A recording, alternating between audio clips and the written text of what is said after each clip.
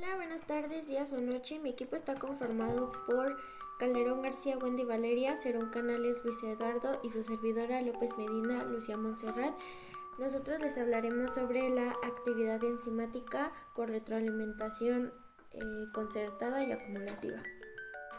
Como primer punto queremos dejar claro qué es la actividad enzimática por retroalimentación. La retroalimentación, o también conocida como retroinhibición o recontrol, es un mecanismo importante para la regulación de actividad enzimática. Se refiere a el proceso mediante el cual la actividad enzimática es regulada por la concentración de productos finales o de algún intermediario en una vía metabólica.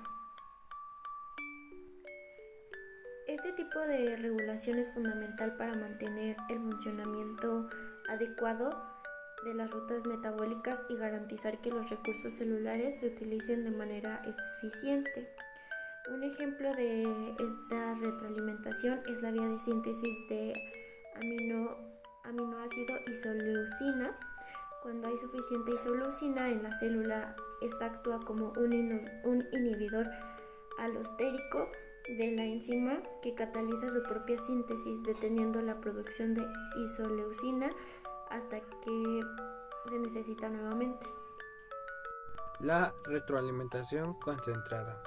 La retroalimentación concentrada es un mecanismo de regulación de la actividad enzimática que juega un papel fundamental en la homeostasis y la respuesta rápida a cambios del entorno celular. Este mecanismo se encuentra en constante cambio a los compuestos de las enzimas alostéticas, que son enzimas que tienen múltiples sistemas de unión, sustrato y sitios reguladores, que se les llamará como sitios alostéricos, que pueden la actividad enzimática. Y a esto, ¿cómo se lleva a cabo?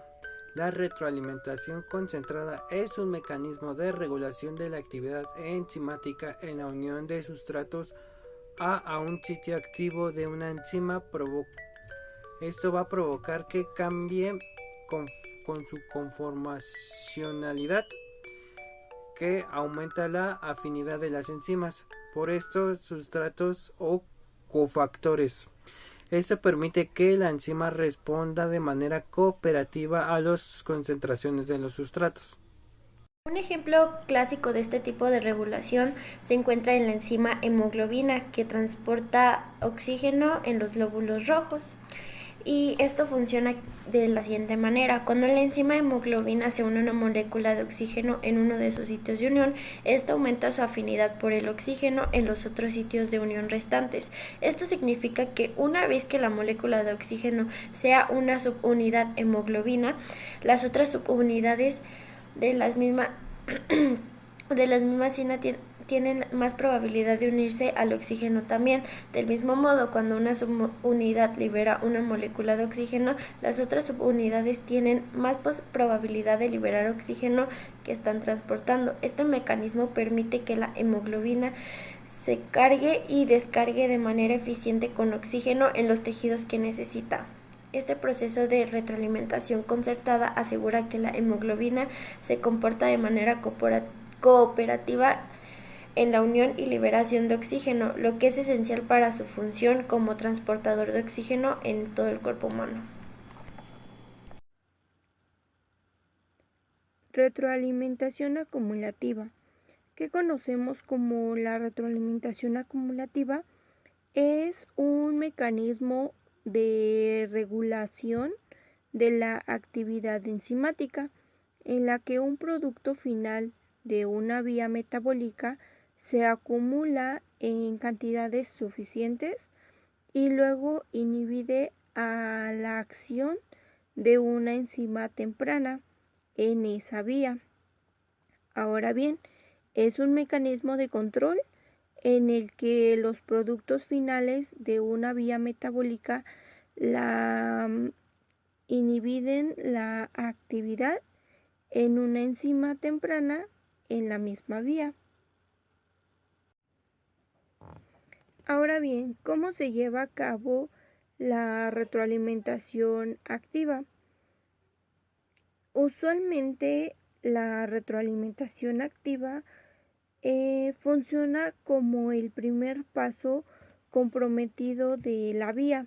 Esto quiere decir que es el primer paso que de hecho es irreversible. Sin embargo, la retroalimentación activa a veces también puede afectar varios puntos de una vía, sobre todo si la vía tiene muchos puntos de ramificación.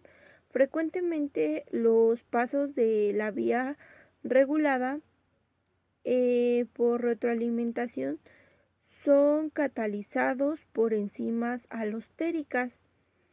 Se lleva un inicio de la reacción, formación de productos, la activación de la enzima, el aumento de la velocidad de reacción y la retroalimentación continua.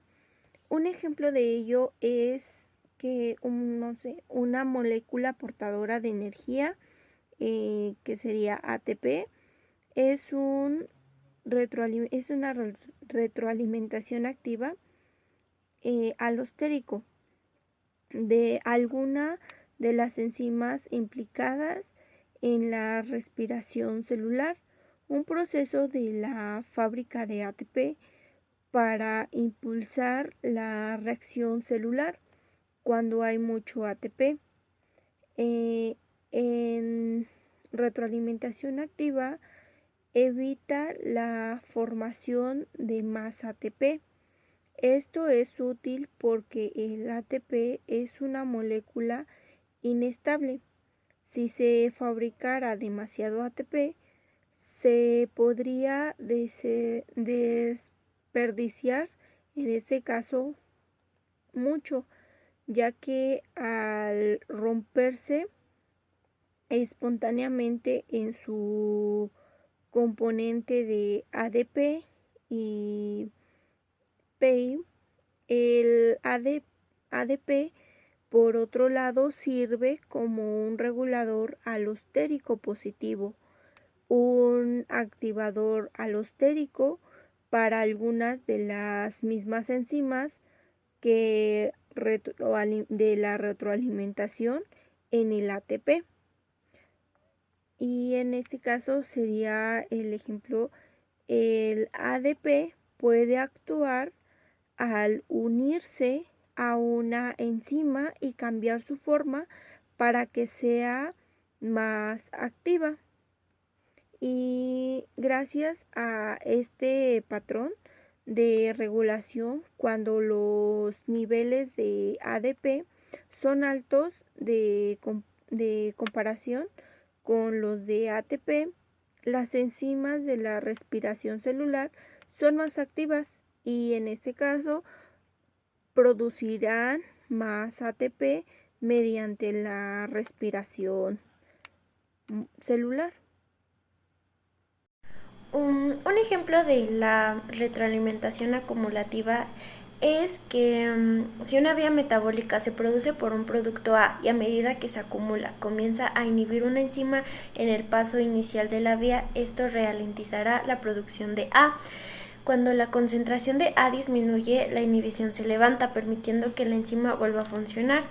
Otro ejemplo un poco más claro es en la cascada de coagulación sanguínea, donde una enzima activa a otra, que a su vez activa a otra, y así sucesivamente, lo que lleva a una rápida formación de coágulo sanguíneo.